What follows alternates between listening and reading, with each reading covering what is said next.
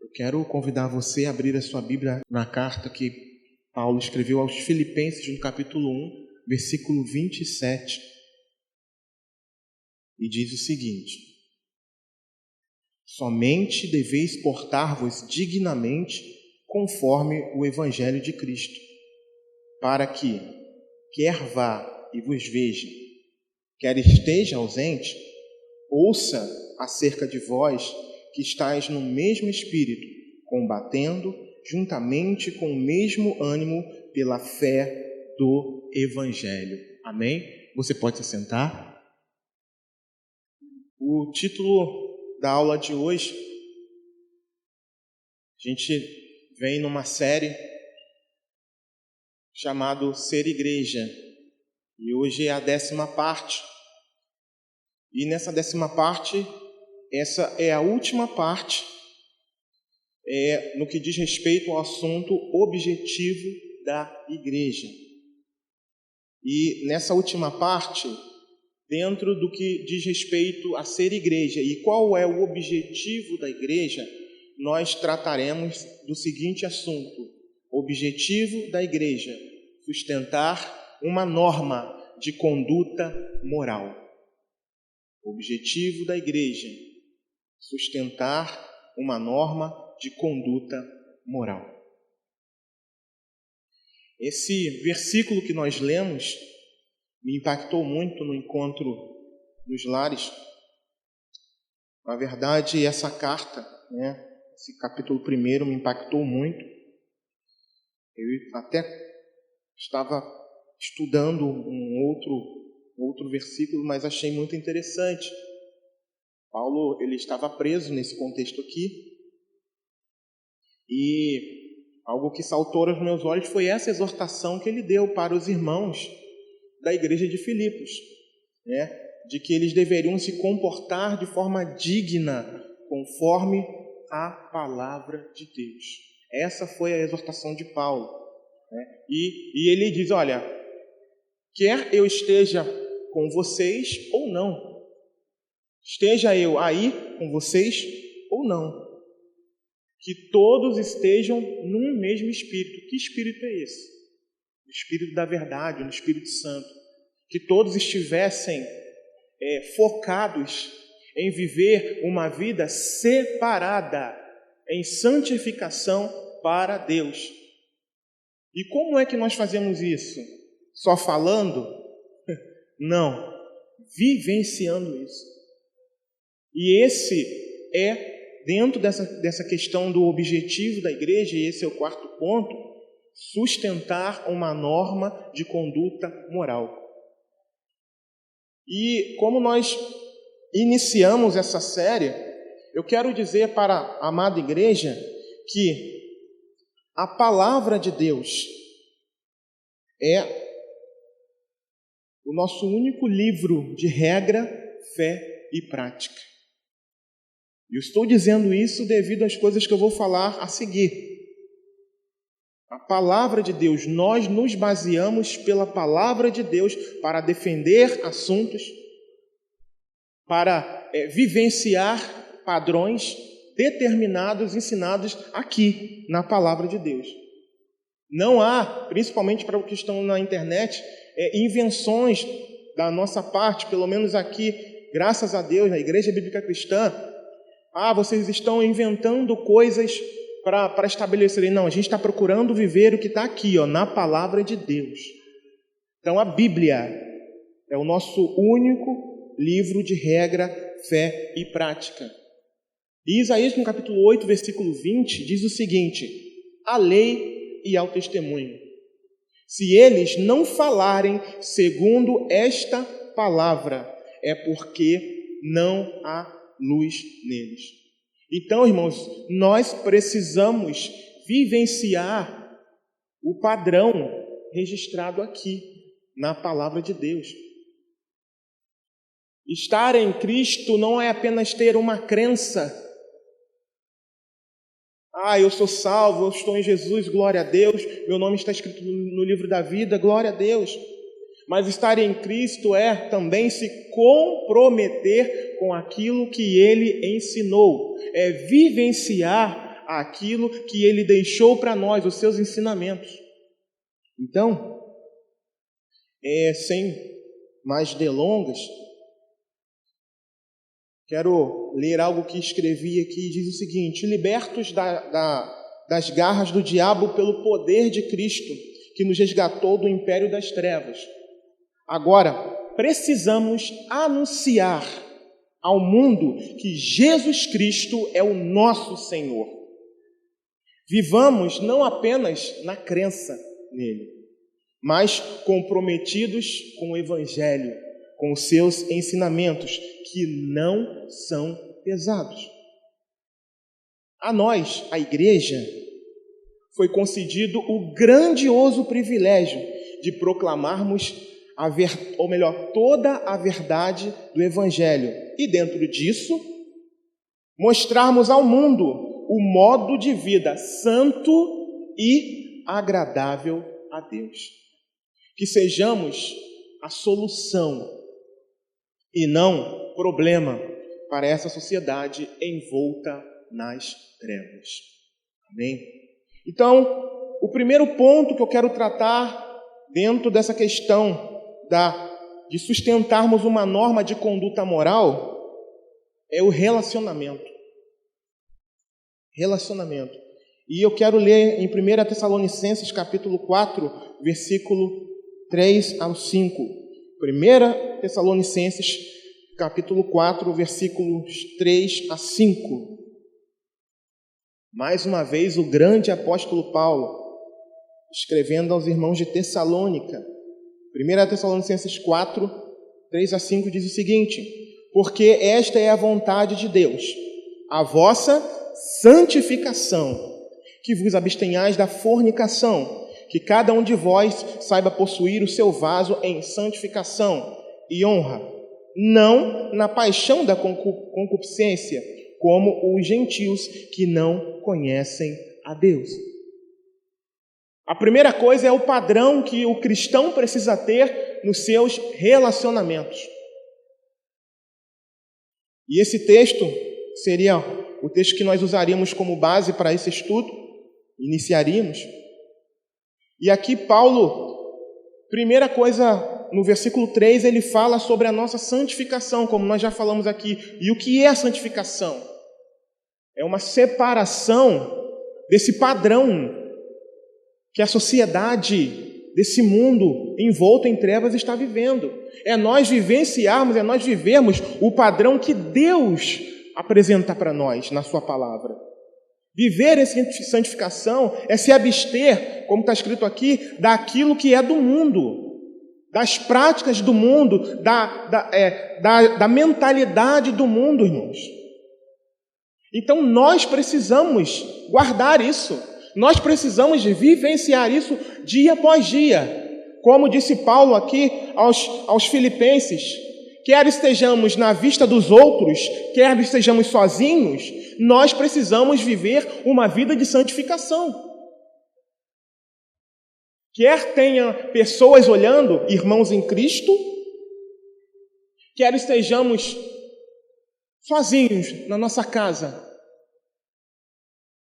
nós precisamos vivenciar uma vida digna do chamado que recebemos.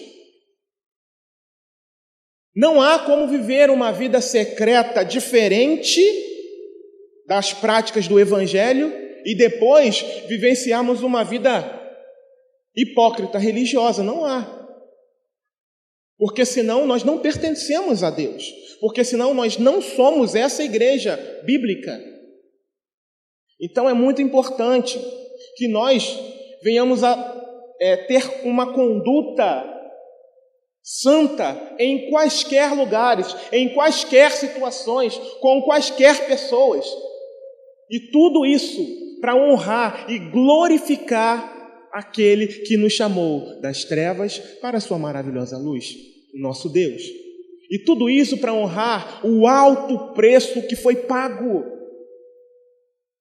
para nos comprar novamente para Deus. E tudo isso para honrar ao nosso Senhor e Salvador Jesus Cristo. Então devemos viver uma vida de santificação. E Paulo continua dizendo que vos abstenhais da fornicação. O termo grego que para fornicação é porneia. E o que significa porneia? Toda sorte de relacionamento íntimo ilícito, não registrado na palavra como algo criado por Deus. Adultério, um exemplo. O sexo pré-nupcial, ou seja, entre pessoas solteiras.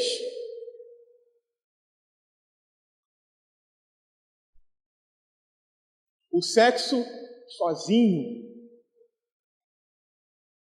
O homossexualismo. E, pasmem, o sexo com animais. Tudo isso aqui é a orientação que Paulo dá para a igreja. Não é um padrão que deve ser observado pelos membros do corpo de Cristo, por aqueles que têm os seus nomes escritos no livro da vida. Não é o padrão. Embora, irmãos, nós estejamos vivendo numa sociedade envolta na permissividade de porneia, nós não podemos nos contaminar com essa sociedade. Nós não podemos nos sujar, nós não podemos aderir às práticas deles. Não podemos. Deve haver temor e tremor no nosso coração. Assim como houve no de Daniel, por exemplo, que saiu, ou melhor, que foi arrancado da sua terra e foi levado para um lugar pagão, cuja a sua fé era estranha àquelas pessoas, a Babilônia.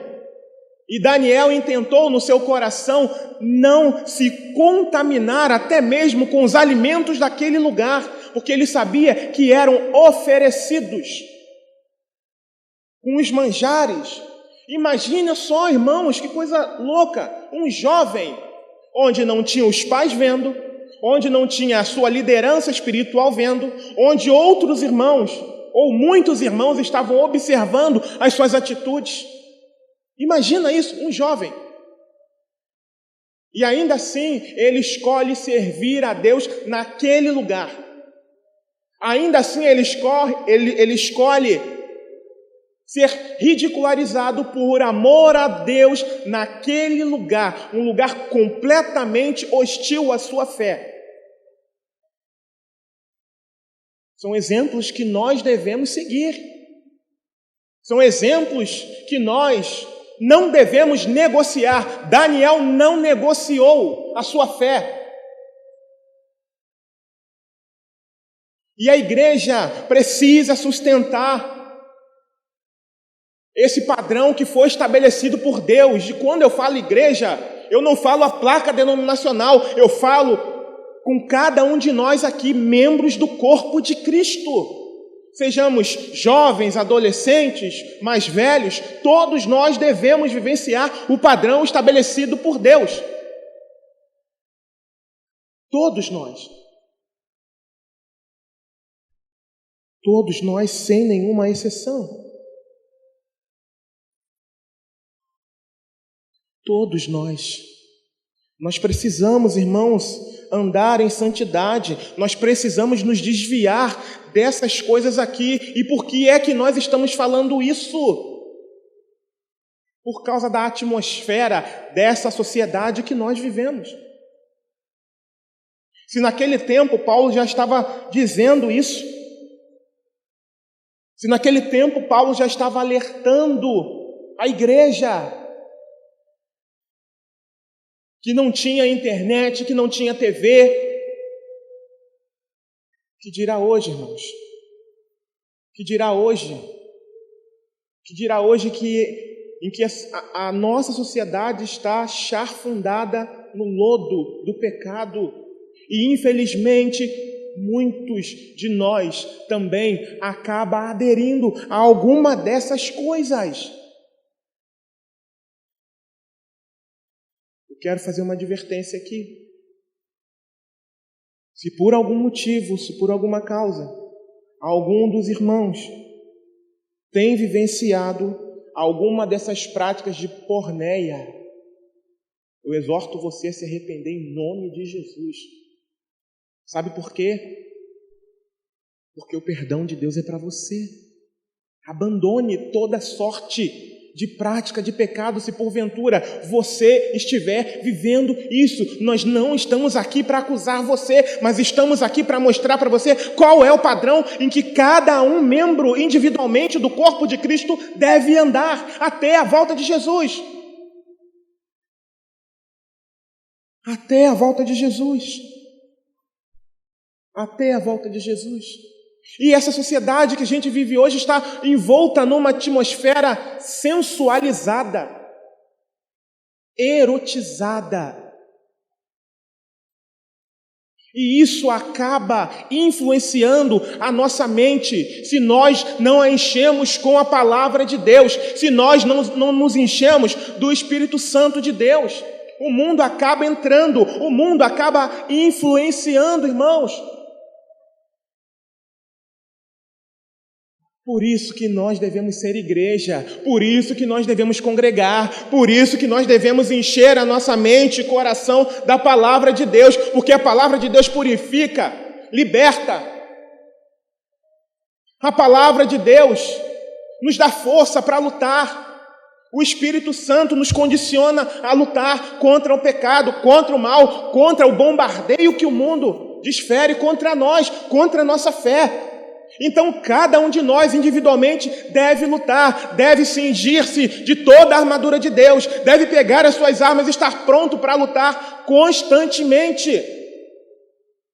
Constantemente, porque constantemente a nossa fé, ela é testada, ela é provada. Então, a primeira coisa, cuidado com os tipos de relacionamentos. Cuidado. Que você, nem seus filhos, orientem seus filhos, não venham a aderir relacionamentos semelhantes ao do mundo, mas segundo a santa e poderosa palavra de Deus. Para que nós possamos sustentar uma norma de conduta moral, que está aqui registrado na palavra de Deus e que glorifica o nome do Senhor. E dentro dessa questão, dessa atmosfera que paira sobre esse mundo, essa sensualização da sociedade, essa erotização que foi empurrada para a sociedade, criou-se um mito. E que mito é esse? Atenção, solteiros e casados. Que mito é esse? O mito da liberação sexual. O mito da liberação sexual. Eu vou ler um artigo aqui que eu copiei do livro que eu estava lendo. Diz assim: existe um mito popular que retrata a sexualidade como uma panela de pressão. Uma força que cresce a menos que seja aliviada. O perigo, dizem, é suprimir ou reprimir esse desejo forte. Isso, segundo eles dizem, isso ferirá psicologicamente uma pessoa ou explodirá de maneira prejudicial. Segundo esse mito, a forma mais segura de liberar essa pressão é se relacionar com alguém ou se virar sozinho. Precisamos reconhecer a história por trás desse mito, que evoluímos dos animais e mantemos esses instintos, é o que eles dizem. Mas o que diz a palavra de Deus? O que a sociedade diz? Que as pessoas precisam descarregar as suas tensões. É o que a sociedade prega hoje, para jovens, para qualquer pessoa. Mas o que a Bíblia diz? E eles dizem que nós somos semelhantes aos animais que precisam, extravasar os seus instintos. Porém, irmãos, a Bíblia é clara quando declara que Deus separou a humanidade dos animais quando os criou à sua imagem e semelhança. A palavra do Senhor é clara. Deus nos criou à sua imagem e semelhança. Nós somos os únicos animais, seres, que usam roupa para cobrir a sua nudez. Embora, hoje você vai em alguns lugares, aí você vê os petzinhos de sainha, de roupinha, mas não é porque eles estão com vergonha da sua nudez, é por capricho dos seus donos. Mas o ser humano é o único que se utiliza de roupa para cobrir a sua nudez. Conforme a gente vê lá em Gênesis, a gente não vai ler, mas lá em Gênesis no capítulo 3, versículo 7, versículo 21. Portanto, não somos animais conduzidos por pressões biológicas fora de controle. Nós não somos como eles dizem que nós somos. No lugar da imagem da panela de pressão, que precisa ser aliviada periodicamente, como eles dizem, a Bíblia fala do pecado como escravidão, embaraço e cativeiro. O que eles falam que é alívio de tensão, a Bíblia chama de pecado, escravidão e cativeiro. O pecado espreita a nossa porta, esperando para nos controlar. Aquela pessoa que dá vazão ao pecado, ela se alivia naquele momento, mas depois a lascívia volta muito mais forte. E é o pecado, abraçando e aprisionando.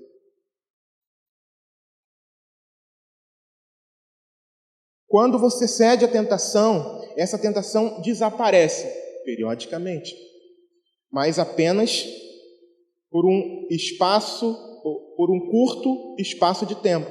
A lascívia volta com mais rapidez e intensidade do que antes. Não caia nesse engodo do inferno. Não caia nisso. Solteiros, não caia nisso. Casados, se por algum motivo vocês estão sentindo essa dita pressão aqui, como a sociedade atual diz, não caia nessa mentira do diabo. Não caia. Tem alguma coisa errada? Você que é casado, tem alguma coisa de errado no seu relacionamento? A primeira coisa, joelho no chão. É a primeira coisa que todo crente tem que fazer sempre, sempre. Joelho no chão, oração. As coisas não estão andando bem entre você e seu cônjuge. A primeira coisa, sempre, sempre, oração. E não é aquela oração, Senhor, não está legal, Senhor, não está bom, Senhor, não tenho vontade. Não, não é isso. É aquela oração que você dobra o seu joelho lá e começa a clamar ao Senhor. Senhor, tem algo de errado. Senhor, joga por terra, Senhor, toda obra do inferno, toda obra do diabo no meu casamento, Senhor, no meu relacionamento. E você que é solteiro, Senhor, eu estou sendo afligido, Senhor, me ajuda, cante louvores, ore, leia a palavra do Senhor Jesus, esteja entre os irmãos. Procura um irmão ou uma irmã piedosa e chega para ele, olha, irmão, eu estou passando por uma dificuldade, você pode me ajudar, você pode orar comigo? Irmãos, isso é libertador. Irmãos, o silêncio muitas das vezes, ele é devastador quando alguém está vivendo uma prática de pecado. O silêncio é devastador. Eu sou testemunha disso, irmãos. Enquanto eu me calei e não pedi ajuda, o quanto eu sofri, o quanto eu fiquei preso e cada vez mais preso na prática do pecado. Quanto? Então é importante, irmãos, se você, antes mesmo de cometer o erro, e se a sua mente está sendo bombardeada com padrões infernais, procure a esposa de um pastor, por exemplo. Irmão, eu preciso conversar com você. Se for uma irmã, e fala para ela, olha, minha irmã, eu estou passando por essas dificuldades, eu estou recebendo tantos ataques na minha mente. Irmãos, imagina essa atmosfera que a gente está vivendo hoje, esse mundo totalmente, completamente erotizado. Sinceramente, eu duvido quem não passe por isso. nos dias de hoje. Às vezes num comercial simples, não precisa nem ligar a TV, não. Às vezes você está assistindo alguma coisa na internet. Às vezes você passa por algum lugar de carro, tem um outdoor dando uma sugestão maligna dentro do padrão desse mundo. Então hoje é muito comum que nós passemos por batalhas aqui na mente. E é importante que nós venhamos a falar, procurar alguém idôneo, procurar um irmão ou uma irmã, procurar o pastor ou as suas esposas, e sentar com elas: olha, eu preciso que você ore comigo, que você me ajude. É importante. É importante, sabe por quê? Se você guarda silêncio, o diabo tem do que te acusar. Agora, quando você fala, a acusação acaba, porque você está pedindo ajuda, porque você está declarando o que você está passando. Confessai as vossas culpas uns aos outros, sereis curados, sarados. Em nome de Jesus. Não é vergonha ser afligido pelos pensamentos, não. O maior problema é aderi-los. A aflição vem, mas eu tenho que, sai daqui, não vai ficar aqui não. Ela vem, irmãos. O maior problema não é ela vir, é ela permanecer. Porque ela vai vir. O diabo não está satisfeito com a igreja do Senhor. Ele quer a todo momento roubar a nossa atenção. Ele quer a todo momento tirar a nossa atenção da palavra. Ele quer a todo momento blefar, mentir, dizer que nós não pertencemos ao Senhor. Questionar a nossa fé.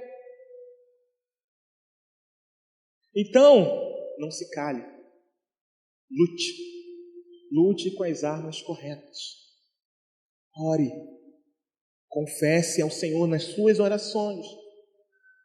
Quando vierem as batalhas aqui, cante louvores, proclame a palavra em voz alta, repreenda em nome de Jesus. E se achar necessário, peça ajuda. Se for uma irmã, chega para uma pastora: pastora, me ajuda. Se for um irmão, me ajuda em oração. E nós estaremos orando, irmãos. Nós não estamos aqui para apontar, para acusar, mas nós estamos aqui para nos ajudar. E isso é ser igreja. Isso é ser igreja. Não é para apontar: você está em pecado. Não! Cada um de nós está sujeito a todas essas coisas aqui, por pior que elas possam parecer. Cada um de nós.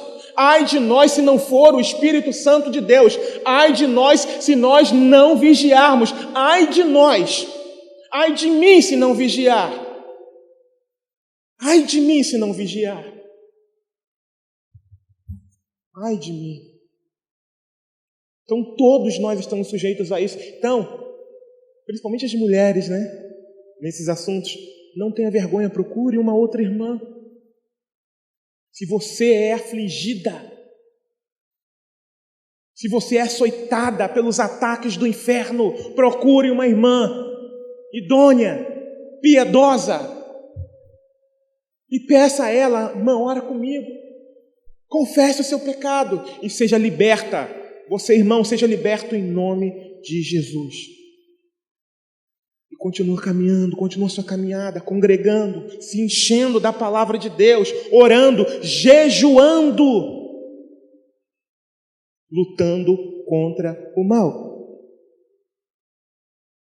Uma outra coisa que eu acabei esquecendo de colocar aqui nas minhas anotações, em relação a esse sustentar de uma norma de conduta moral, diz respeito à pornografia. Nós falamos isso, recentemente, no encontro de homens. Já comentamos isso aqui, mas eu vou falar novamente. Porque há um número crescente de mulheres. Há um número crescente, segundo recentes pesquisas, mulheres cristãs que eu estou falando, adentrando por esse mundo. Cuidado. Cuidado. Se arrependa em nome de Jesus.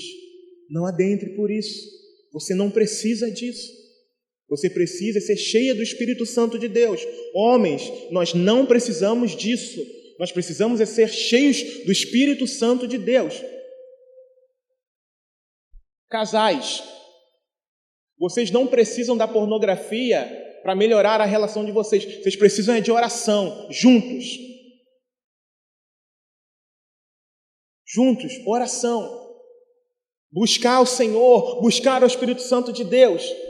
Pelo amor de Deus, nunca maculem o vosso leito com esse lixo sob a desculpa de melhorar ou de tratar algum tipo de problema. Nunca façam isso em nome de Jesus. Há demônios por trás disso.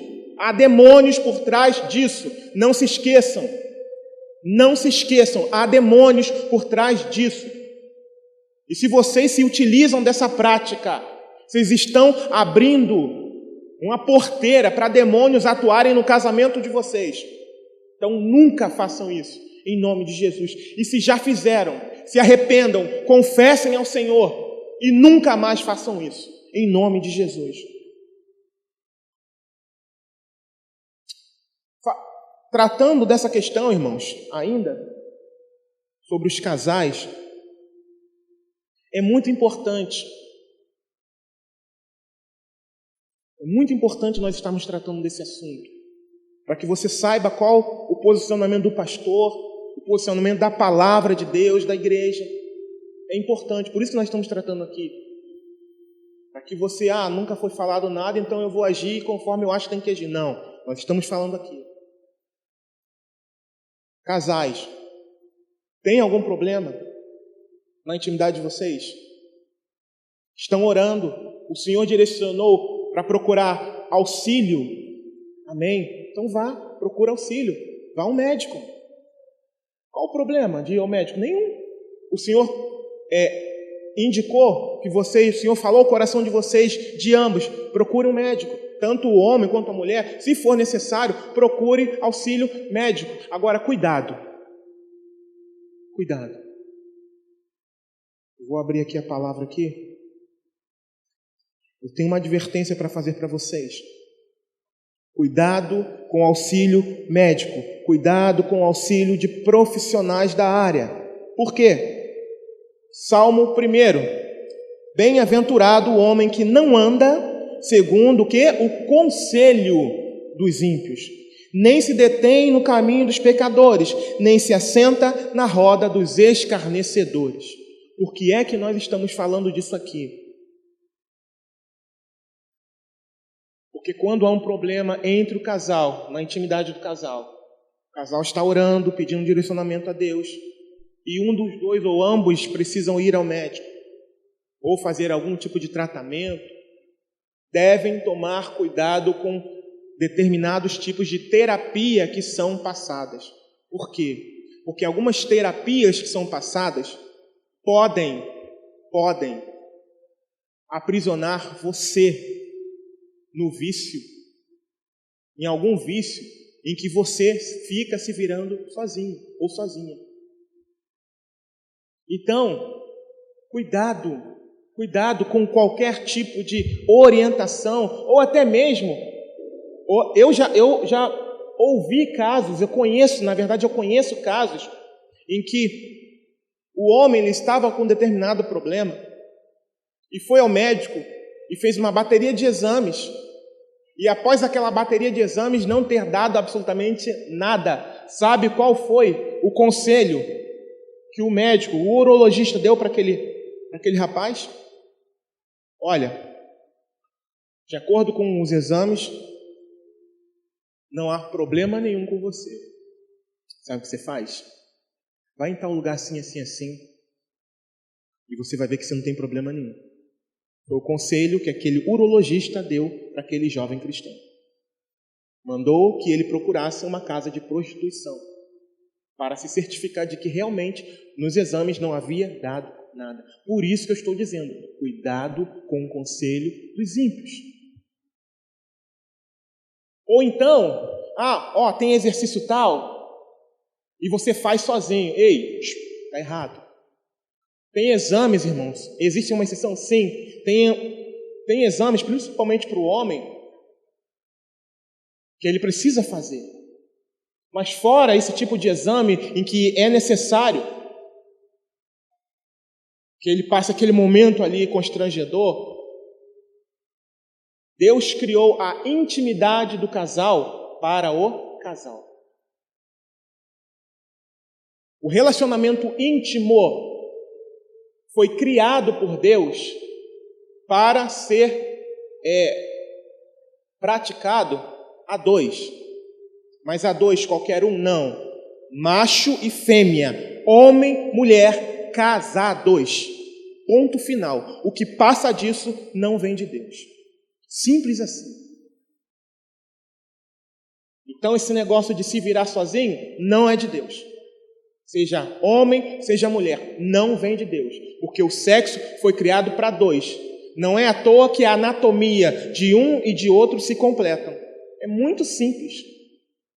Biológico. É natural. Então, cuidado com as ideologias desse mundo, cuidado com os ensinamentos ímpios de supostos profissionais, cuidado, porque podem ser armadilhas para lançar você numa escravidão. Cuidado.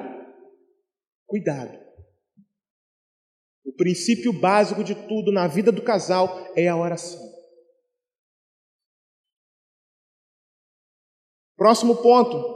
Ainda tratando desse versículo aqui, ainda tendo como base 1 Tessalonicenses 4, do 3 ao 5, o versículo 5 diz que cada um...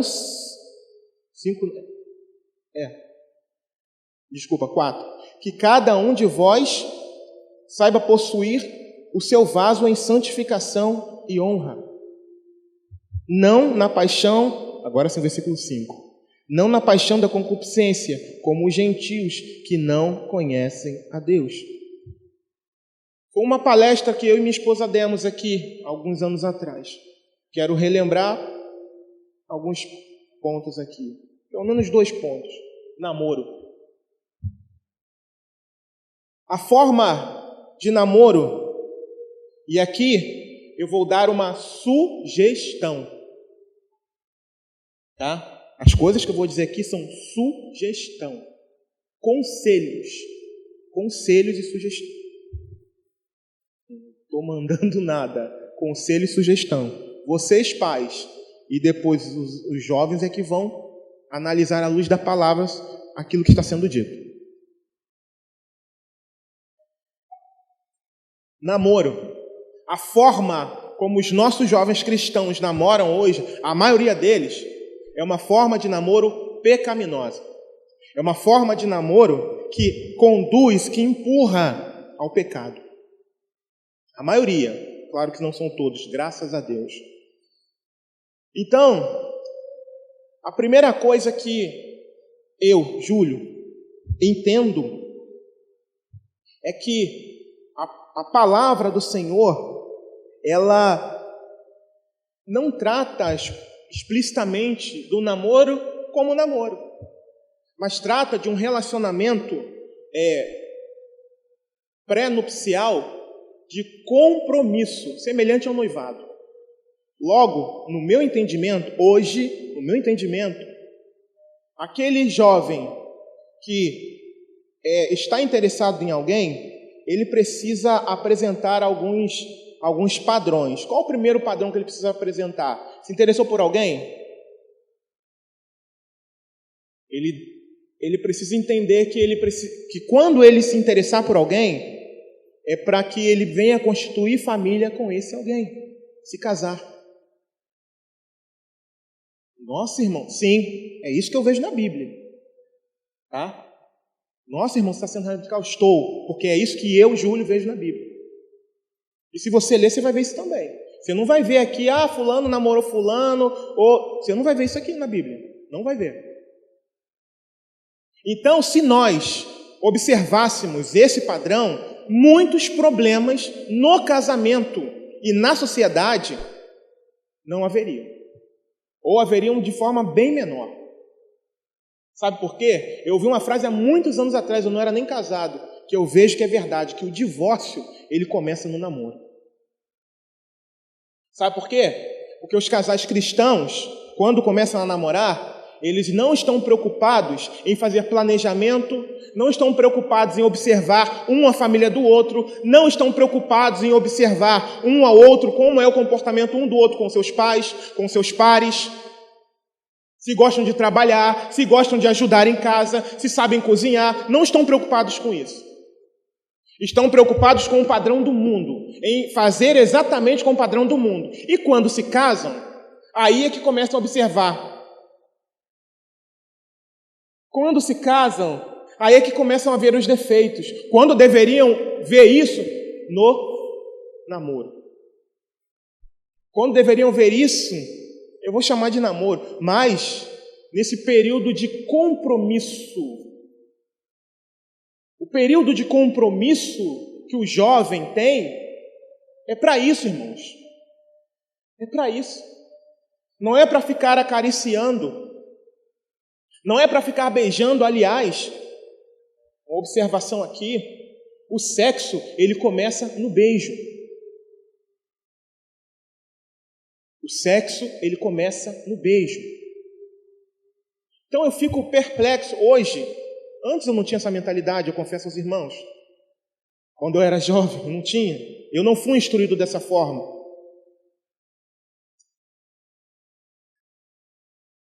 Por que muitos jovens dentro da igreja, eles têm relacionamentos antes do casamento? Por causa disso. Porque não são orientados dessa forma. Ou se são orientados, ignoram. Por quê? Porque todo mundo namora daquele jeito. Eles ficam sozinhos. Ficam durante um longo tempo sozinhos. Ficam num lugar onde, além de ficarem sozinhos, tem pouca iluminação.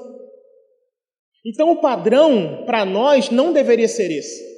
O padrão para nós cristãos deveria ser de conheceu alguém? Tem que ser para casar. Conheceu alguém? É uma preparação para o casamento. E não para, tem uma idade X, eu não vou dizer idade aqui, porque isso aí é de cada família. Ele tem que aproveitar mesmo. Na minha opinião, não. Naquilo que eu vejo na palavra, não. Não tem que aproveitar nada, não. Tem que aproveitar o seu tempo, jovem, para se firmar mais no Senhor, para melhorar mais o seu caráter com Deus, para adquirir uma profissão, uma boa profissão, para construir. Isso que deveria acontecer. Mas, infelizmente, muitos não ouvem. E chega lá na frente, depois o trabalho volta para o pastor. Quando volta, né? Então, o pessoal se resolve lá por fora mesmo, vai embora. Então, irmãos, esse deveria ser o padrão. Então, eu tenho 2 conselhos aqui práticos. A primeira coisa, o jovem quer namorar? Primeira coisa, trabalha. Trabalha? Não. Meu conselho é que não namore. Meu conselho, Júlio, que não namore.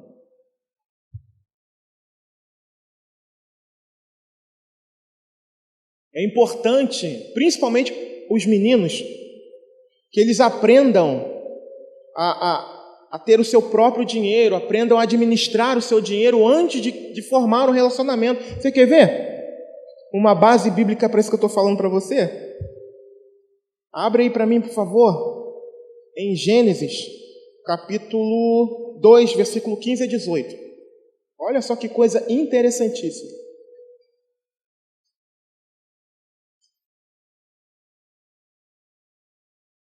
Gênesis 2.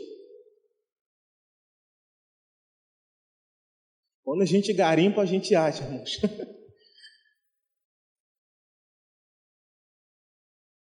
Gênesis 2:15 diz assim: E tomou o Senhor Deus o homem e o pôs no jardim do Éden para o lavrar. Versículo 16. E ordenou o Senhor Deus ao homem, dizendo: de toda árvore do jardim comerás livremente, mas da árvore do conhecimento do bem e do mal, dela não comerás, porque no dia em que dela comeres, certamente morrerás. Versículo 18. E disse o Senhor Deus: não é bom que o homem esteja só, far-lhe-ei uma ajudadora idônea para ele. Sabe o que eu enxergo aqui? Uma sequência de Deus.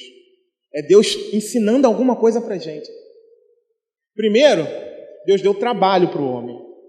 Deus deu responsabilidade para ele. Ele tinha que lavrar a terra, governar a terra, ele recebeu o governo da terra. Responsabilidades. Aprendeu a ter responsabilidade e depois Deus entregou uma mulher para ele. Não foi o contrário. Por isso que eu digo que eu enxergo isso que eu estou falando aqui na palavra de Deus. Vejam a sequência. E a gente, e eu me incluo nisso, a gente faz tudo errado. Pais e filhos. Tão bonitinha a menina, sabe? A menina de Deus. Deixa namorar. Aí depois eles entram num relacionamento íntimo, aí, e acontece, e a menina engravida. E aí? Ai, meu Deus! Aí aqueles sonhos de estudar, sabe? A pessoa consegue fazer? Sim. Sim. Mas vai ter que esperar um pouco, ou senão vai ter que tomar uma série de medidas que não era para ser tomada naquele momento. Um outro caso,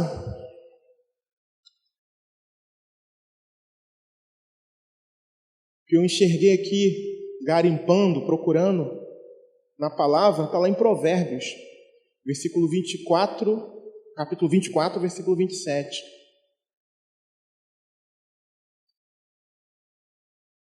Provérbios 24, 27, que diz o seguinte. Provérbios 24, 27 diz: cuida dos teus negócios lá fora, apronta a lavoura no campo e depois edifica a tua casa. Primeiro, o trabalho, a responsabilidade. Depois, o casamento. Seguinte.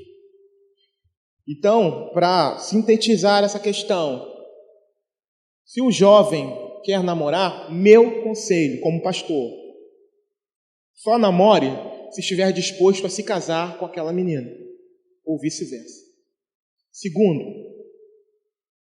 preocupe-se nesse momento de relacionamento, de compromisso, em de fato ter um compromisso.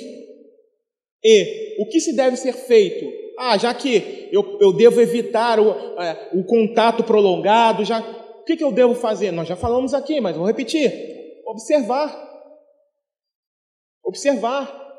É uma pessoa estudiosa, é alguém trabalhador, é alguém que ajuda em casa. Se não, irmão, você vai ter problema quando casar.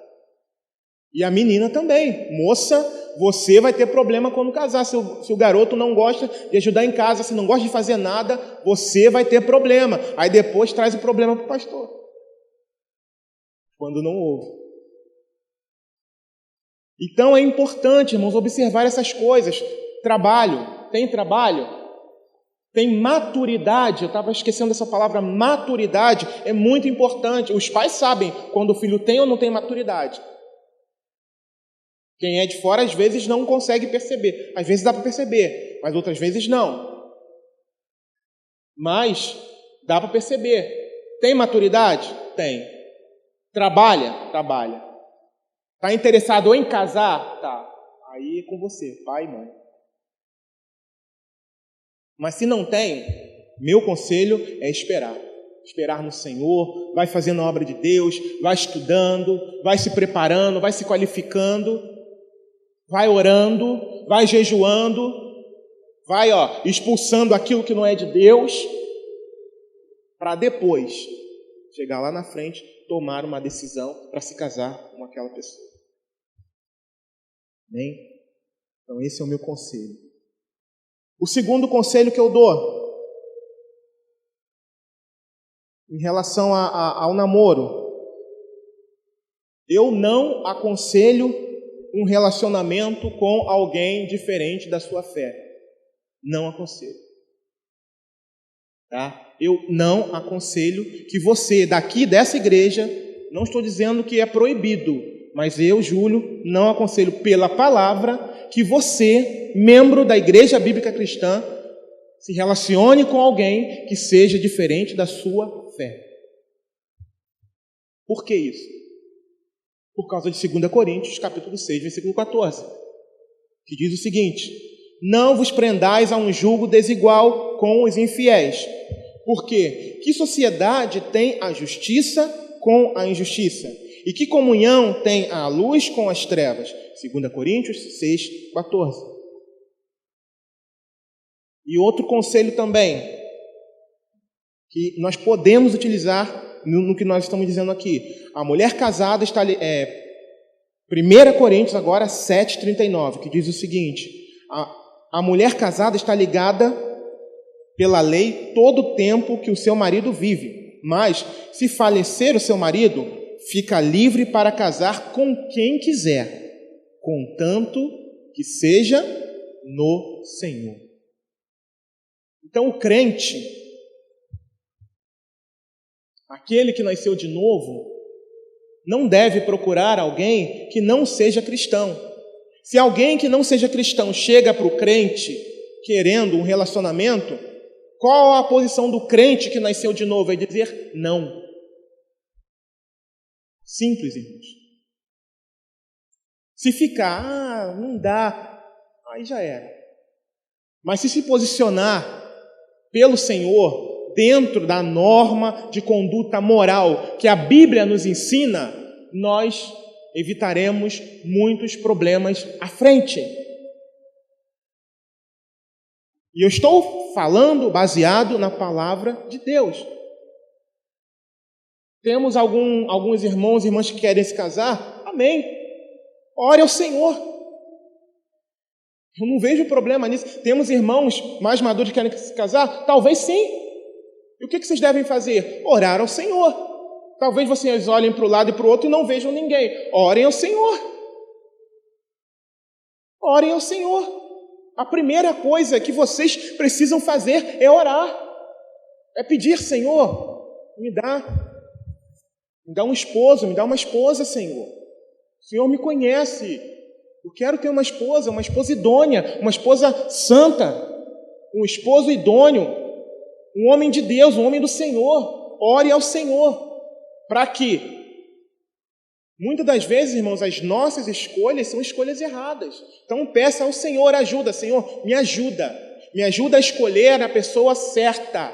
Uma pessoa que seja temente ao Senhor. Por quê? Vai mais uma advertência. Nem todos que estão dentro da igreja e levantam a mão e cantam e pregam e fazem um monte de coisa são realmente do Senhor também. O jugo desigual. O primeiro passo do jugo desigual é quem está lá fora, quem não é de Deus. Mas também existe jugo desigual dentro da igreja. Quero fazer essa advertência. Você quer ver um exemplo?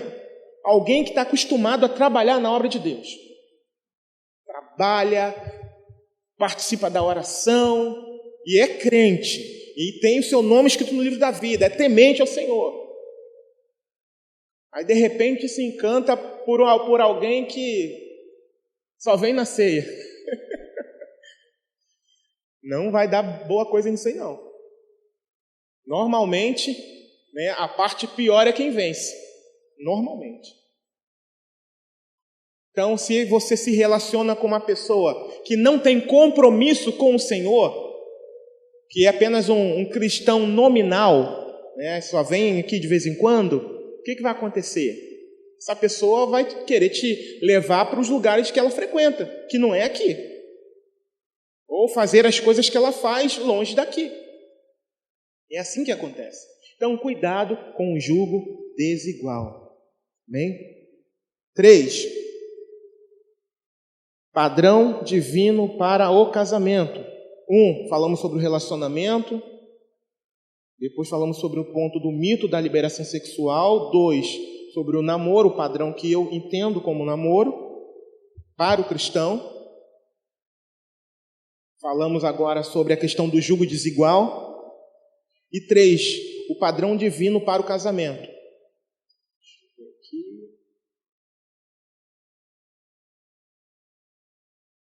O padrão divino para o casamento qual é? Nós já falamos. A união de um homem com uma mulher. Não foge disso. Está registrado na palavra de Deus. Gênesis 1, 27. E criou Deus o homem à sua imagem. A imagem de Deus o criou. Homem e mulher os criou. Então, nós, a igreja, defende, a igreja vivencia isso aqui. Homem, mulher. O que passa disso não vem de Deus. Não vem de Deus. Então, o padrão de casamento que a igreja entende é de um homem com uma mulher. É a união do macho e a fêmea. Homem, mulher. Embora o mundo hoje tenha diversas variações, mas aquilo que a Bíblia me mostra, o que me faz entender, é que só existe um padrão, o padrão criado por Deus. Deus não erra, Deus é perfeito. Macho e fêmea Deus criou. Então, não tem como nós querermos aderir a quaisquer outro tipo de coisa. Não se iluda com a mídia, com o que estão impondo à sociedade. Devemos andar na contramão de tudo isso que tem acontecido em nossos dias. Lutemos, perseveremos no Senhor. Se há pecado, se há intenção, ou melhor, se há tentação, peça ajuda e viva em oração e jejum. Estejamos juntos com os irmãos a maior parte do tempo e sejamos fortalecidos para a honra e para a glória do nome do Senhor.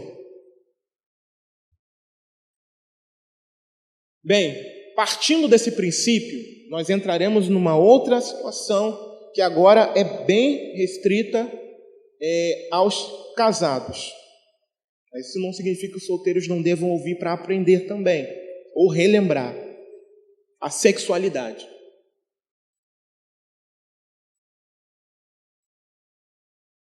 Por isso deixará o homem seu pai, Efésios 5:31. Por isso deixará o homem seu pai e sua mãe, e se unirá à sua mulher, e serão dois numa só carne.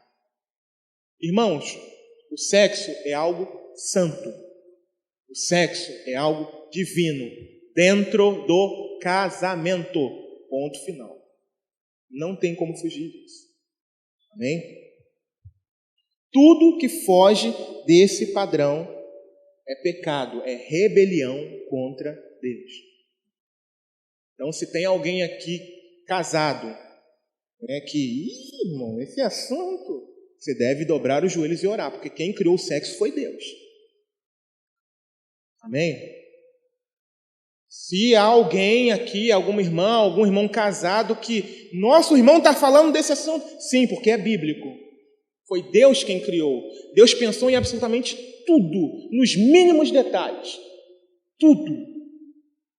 Você que é casado, procura entender o que eu estou dizendo. Nos mínimos detalhes, Deus criou. Foi Ele quem criou. E criou para a nossa alegria. E criou para o nosso regozijo. E criou para o louvor da sua glória. Por isso, irmãos, por isso que a união, por isso que o sexo, ele só deve ser praticado a dois, porque Deus criou um para o outro, o macho para a fêmea, o homem para a mulher, conforme a Escritura diz. Não é conforme o homem diz, é a Bíblia quem diz isso.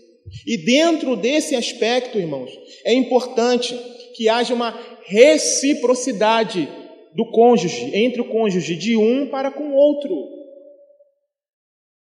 Por que a gente está falando isso? Por causa dessa atmosfera que nós falamos no início, que a gente vê na sociedade, onde eu particularmente, eu recebi muita influência do mundo nessa área, e a gente acaba levando isso, se nós não formos devidamente instruídos pela palavra, essa influência de fora para dentro do nosso casamento. Isso é pecado, isso está errado contra Deus. E por que a gente está dizendo isso?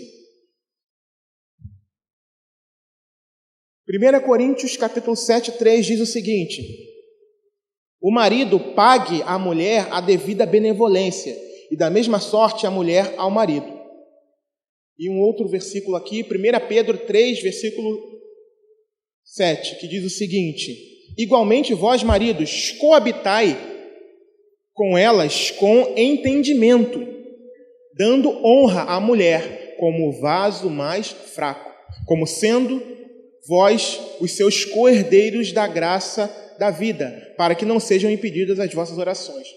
O contexto aqui de 1 Pedro 3,7, eu entendo que seja uma questão do vivenciar no dia a dia, mas eu também entendo que eu posso trazer para a intimidade.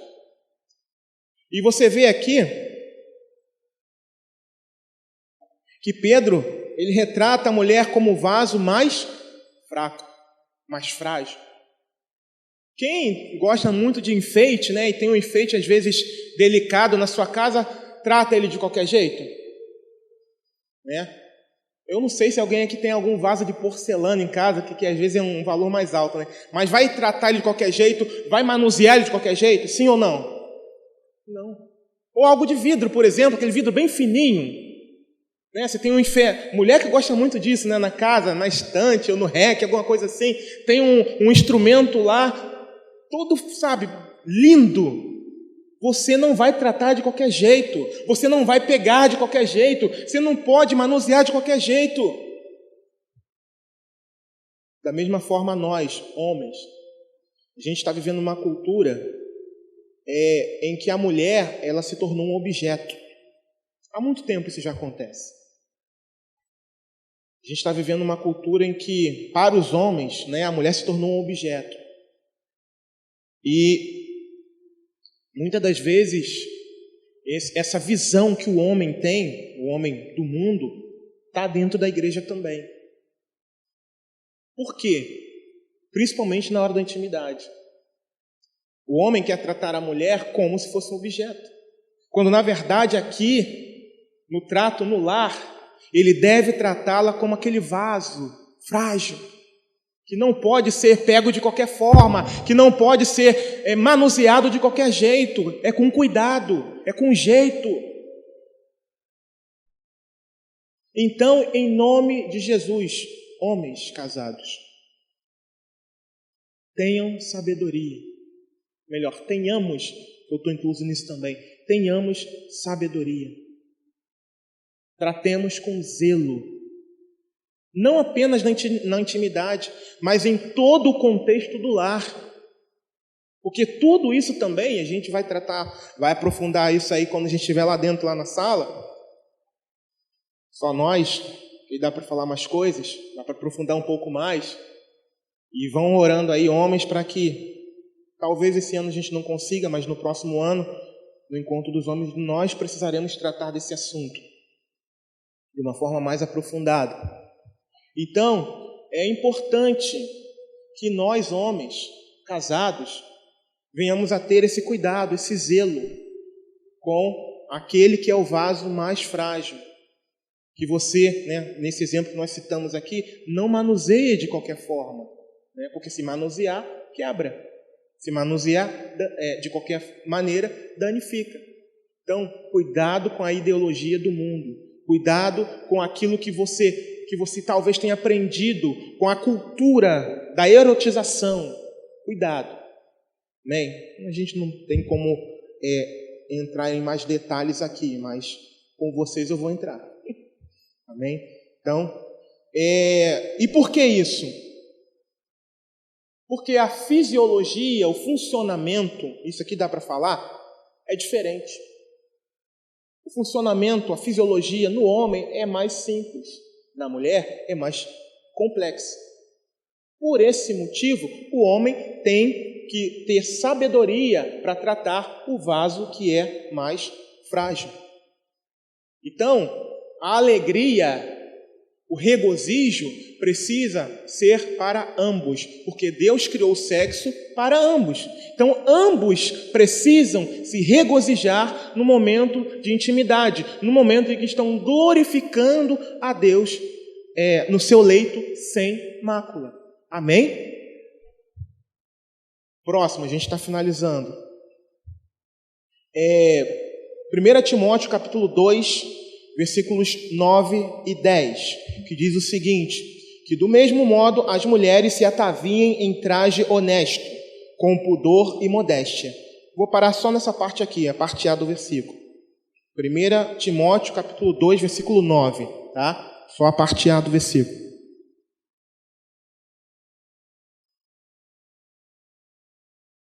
Volto a dizer, nós estamos vivendo nesse período, nessa atmosfera que não glorifica a Deus. Então, a influência na forma como nós nos vestimos, muitas das vezes vem de fora, não vem daqui de dentro da palavra. E como é que homens e mulheres cristãos devem se vestir, devem se comportar em qualquer lugar? O versículo mesmo já diz, com pudor e modéstia. Simples assim. Irmãs, vocês não precisam marcar o corpo de vocês com as vossas roupas. Não precisam. Vocês precisam ser lindas para os vossos maridos na casa de vocês. E lindas para o Senhor ao se trajarem de forma modéstia para vir para a casa de Deus e andar na rua em qualquer lugar. Você não precisa se vestir, jovens, embora eles não estejam aqui, eu vou pedir para que eles assistam. Jovens, adolescentes, vocês não precisam andar conforme o mundo. Não precisam. Não precisam mostrar aquilo que deve ser desvendado apenas para o seu marido ou para a sua esposa. Não precisa. Não há necessidade. O mundo prega isso. Esse tal de empoderamento feminino, isso acaba degradando a mulher, objetificando ainda mais a mulher, mais do que a sociedade já fez. Aí tem de um lado o homem que vê a mulher como objeto, aí de outro lado tem outra guerra que agora a mulher é poderosa, é isso, é aquilo. Então, tomem cuidado com tudo isso que o mundo está lançando. E o objetivo final e principal é contra a igreja do Senhor. É destruir a igreja do Senhor, é destruir as famílias. Mas nós não podemos negociar. Nós não podemos negociar. Nós devemos sustentar uma norma de conduta moral que a igreja tem, porque está aqui registrado na palavra de Deus, e isso glorifica o nome do Senhor. Na sua casa, irmã, irmão, no seu trabalho, na rua, aqui na igreja, não se vista de qualquer maneira. Poxa, mas nem na minha casa, irmão. Se na sua casa as pessoas têm acesso visual pela sua casa, não.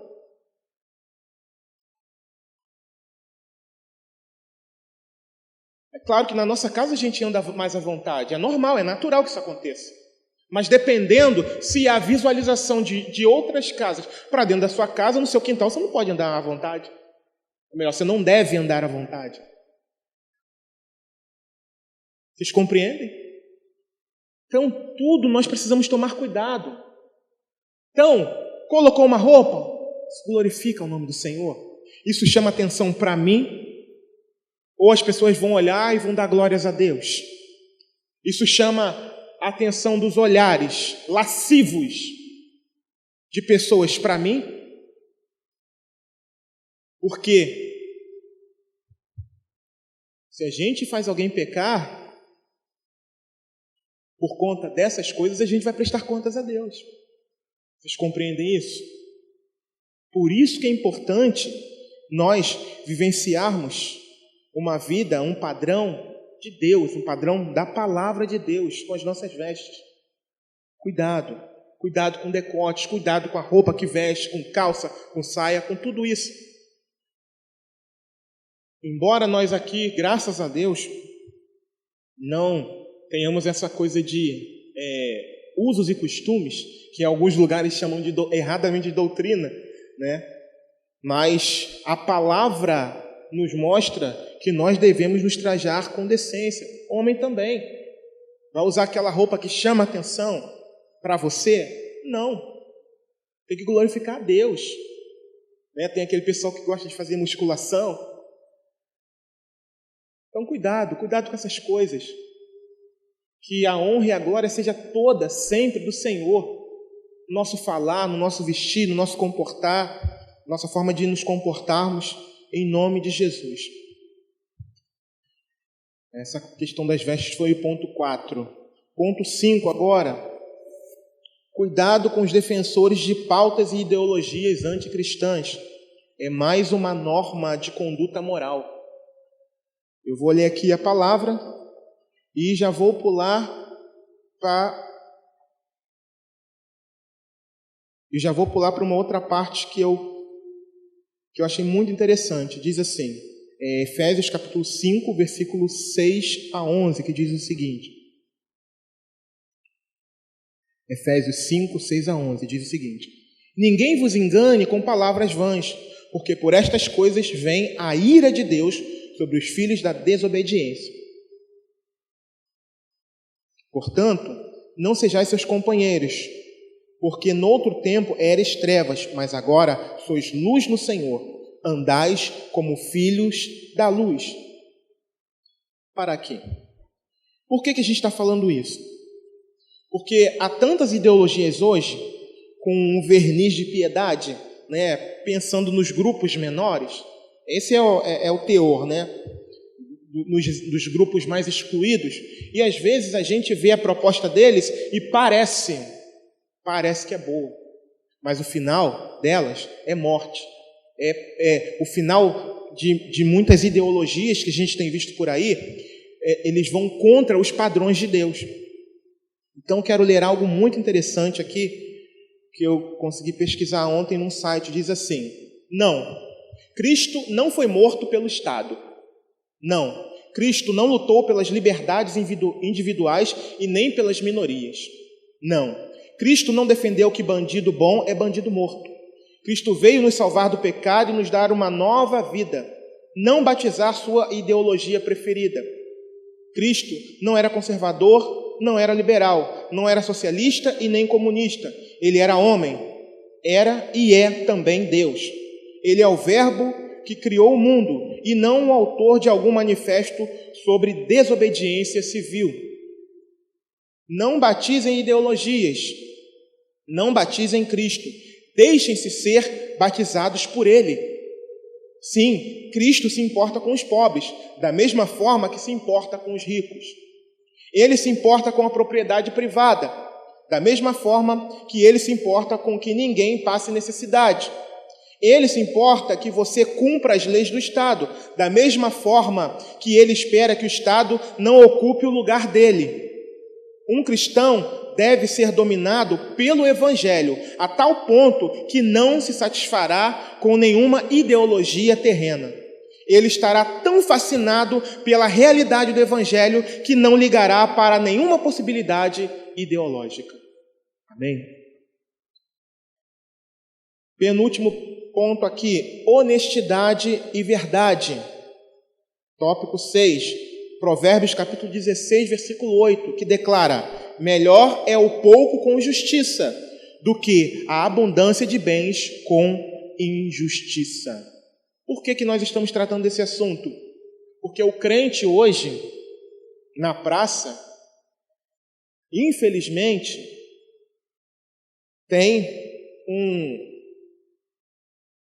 leva nome de caloteiro, mentiroso.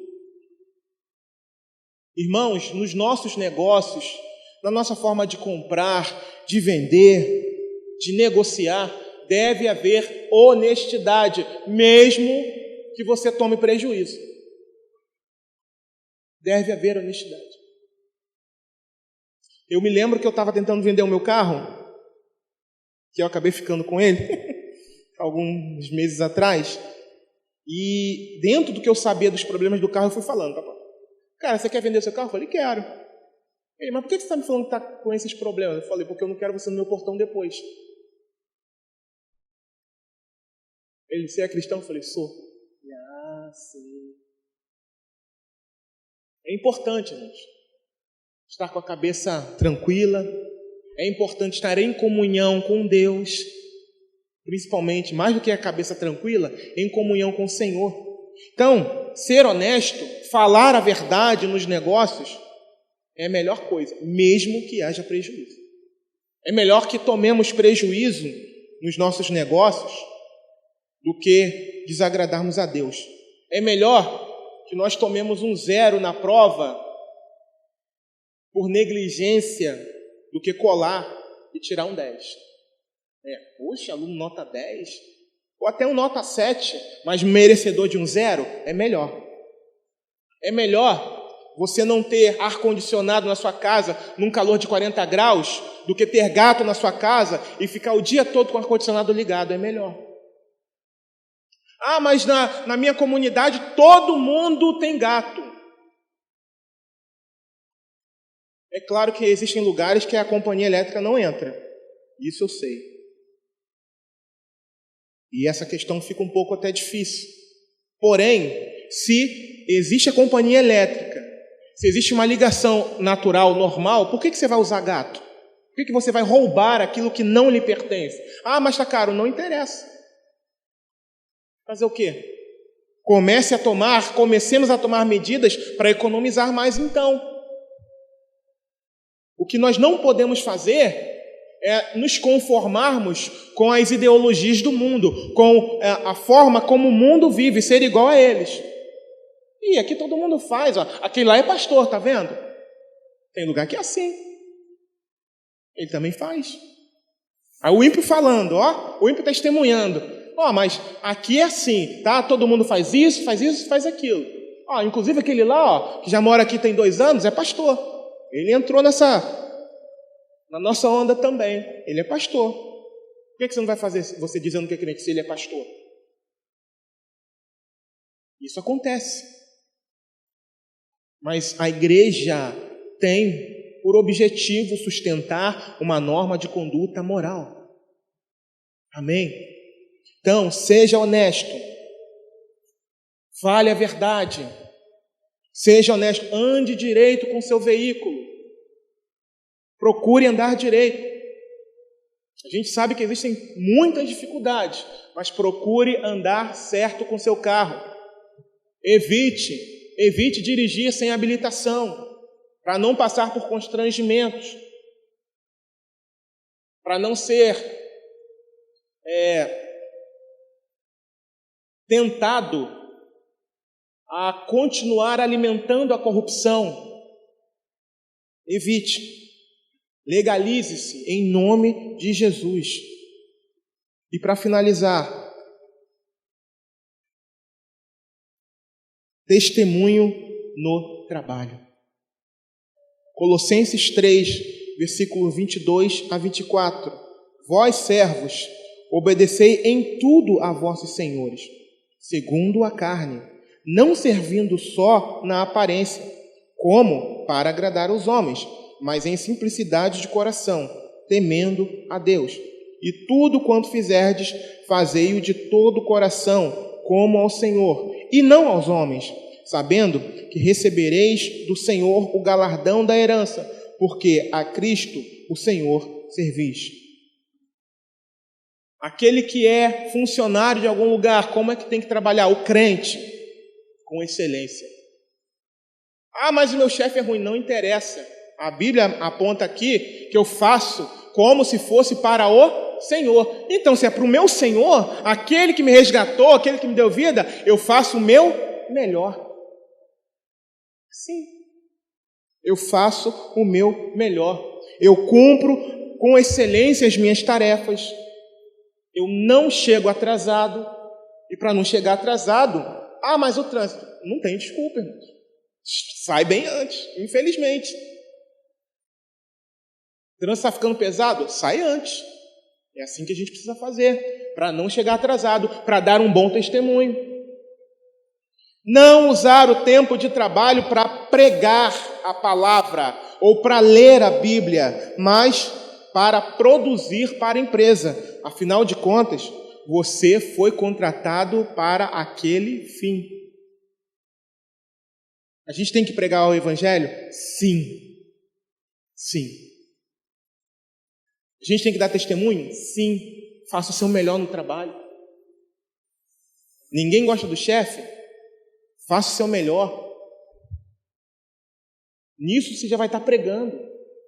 No horário do seu almoço, aí sim, aproveite. Mas na hora do trabalho, ler a Bíblia, está errado. Você foi contratado para aquele fim, para produzir. Você recebe o seu dinheiro no final do mês, não é para ficar lendo a Bíblia na hora do seu trabalho, não. Nem ficar pregando para as pessoas, embora esse é o nosso dever, pregar a palavra como igreja. Mas tudo tem o seu tempo. Você foi contratado ali para produzir, para fazer alguma coisa, para produzir alguma arte, para dar aula, para fazer isso ou aquilo, para dirigir.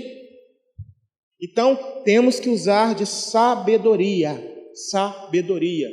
e honrar ao nome do Senhor, e dar bom testemunho do nome do Senhor, sustentar uma norma de conduta moral. E para finalizar, como sustentar uma norma de conduta moral nesses dias?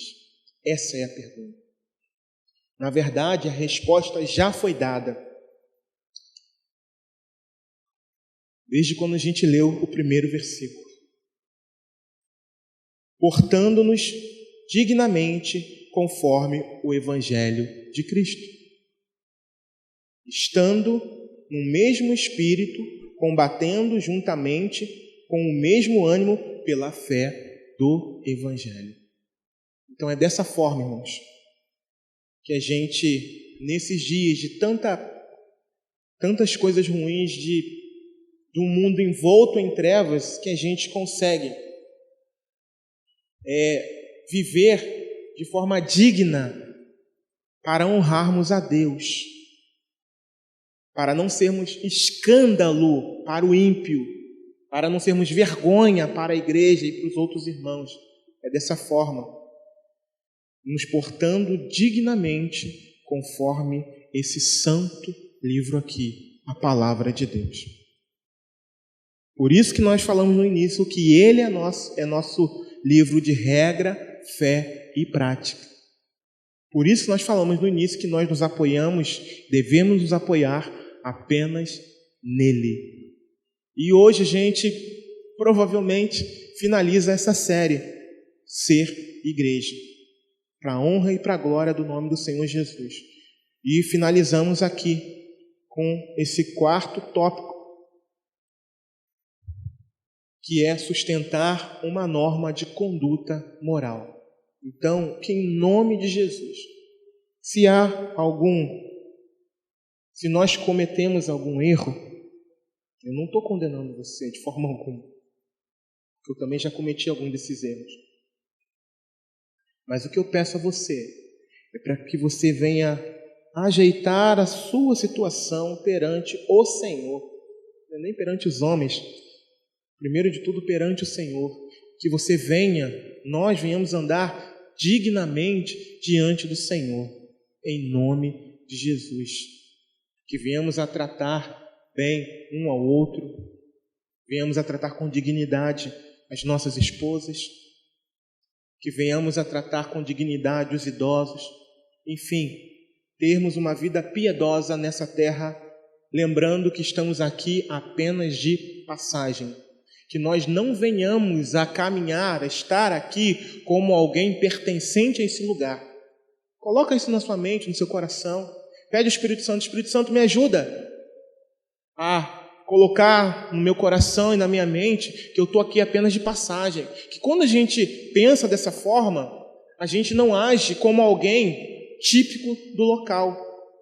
A gente não adere aos costumes do local. Mas a gente está só de passagem, porque a nossa pátria não é aqui. Nós temos uma pátria celeste, construída por Deus, eterna. Nós pertencemos ao reino que nunca terá fim. Lá não tem corrupção, lá não tem mentira, Lá não tem jeitinho nos negócios.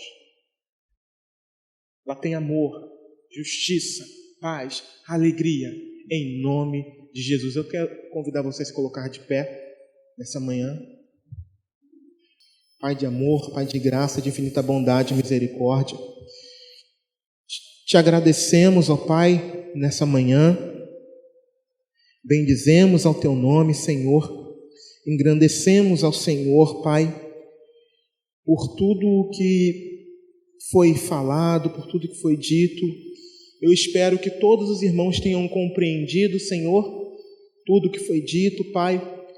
O Senhor conhece o nosso coração, sabe que a intenção do nosso coração, Senhor, é oferecer ajuda, é nos ajudarmos uns aos outros, é crescermos na graça e no conhecimento do Senhor, Pai, e que se ficou algum tipo de dúvida, que os irmãos perguntem.